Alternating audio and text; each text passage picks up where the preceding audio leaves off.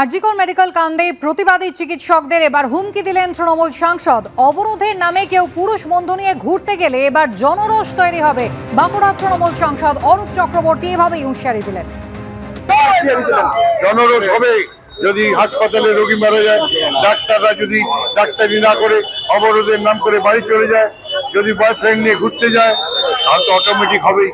রোগী যদি বিনা চিকিৎসায় হাসপাতালে মারা যায়, তাহলে মানুষ কি ছেড়ে দেবে গ্রামের মানুষ? পুলিশের আমি বাঁকুড়ার পুলিশকেও সতর্ক করে বলতে চাই, পুলিশ আইন মাফিক কাজ করুন।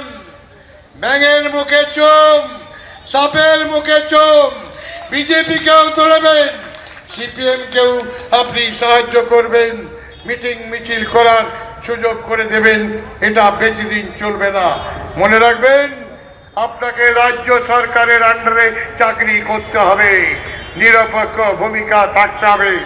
গোবিন্দনগর মেডিকেল কলেজে বিনা চিকিৎসায় রোগীরা যদি মারা যেতে শুরু করে, যদি আপনারা চিকিৎসা না হন, আপনাদের বিরুদ্ধে জনরোষ তৈরি হবে। গ্রামের মানুষ দৌড়ে আসবে হাসপাতালে হাসপাতালে, তখন কিন্তু আমরা রক্ষা করতে পারবো না। তাই আপনাদেরকে করজোড়ে নিবেদন করে বলতে চাই, আন্দোলন একটা সংগ্রাম, প্রতিবাদ একটা সংগ্রাম। যারা প্রতিবাদ করেছেন, আন্দোলন করেছেন, আমি দলের পক্ষ থেকে তাদের আন্তরিক অভিনন্দন, ধন্যবাদ জানাবো। কিন্তু এই প্রতিবাদের নামে বিশৃঙ্খলা করার চেষ্টা, রাজনৈতিক রং লাগানো, মমতা বন্দ্যোপাধ্যায়ের বিরুদ্ধে কুৎসা রটনা যে চক্রান্ত চলছে, তার তীব্র নিন্দা এবং প্রতিবাদ জানাচ্ছি। অরূপ চক্রবর্তীর এই মন্তব্যে একেবারে সমালোচনায় সরব হচ্ছেন বিরোধীরা। কি বলছেন সিপিএম নেতা সুজন চক্রবর্তী, শুনুন। কে কার বন্ধুকে নিয়ে ঘুরছে, পুরুষ অথবা মহিলা কোথায় যাচ্ছে, সেটা দেখবার দায়িত্ব তৃণমূলকে কে দিয়েছে? তৃণমূল কি মধ্যযুগীয় বর্বর চিন্তার অংশীদার হতে চাচ্ছে নাকি? ডাক্তাররা কি করবে সেটা কি সব ওরা ঠিক করে দেবে? ও কি আইএমএ শব্দটা জানে? সমাজের দিকে তাকান, ভবিষ্যৎটাকে ধ্বংস করে দিয়েছে। মুখ্যমন্ত্রীর কাছে নিজের নম্বর বাড়াবার জন্য কম্পিটিশন চলছে, কিন্তু এই কম্পিটিশনটা মানুষের চোখে ধরা পড়ছে এবং অপরাধীরা চিহ্নিত হচ্ছে।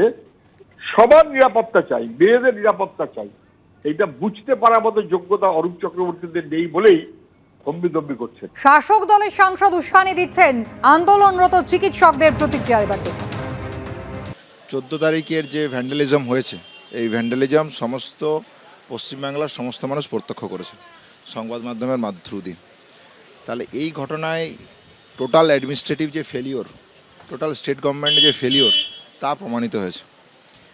এই 11 দিন কলকাতা পুলিশ এবং সিটের আন্ডারে যে তদন্ত প্রক্রিয়া চলছিল, এই তদন্ত প্রক্রিয়ার অগ্রগতি কী ছিল, তার উদ্দেশ্য কী ছিল? মহামান্য আদালত তো পরিষ্কার বলেছে যে তাদের অগ্রগতি জিরো, বিগ জিরো।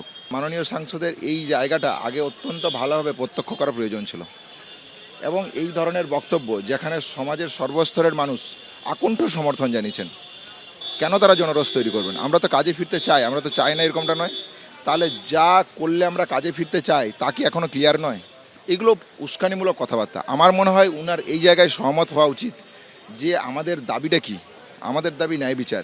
মাননীয় সাংসদ হিসেবে তার কি এই দায় বর্তায় না? তিনিও এই ন্যায় বিচারের পাশে থাকুক।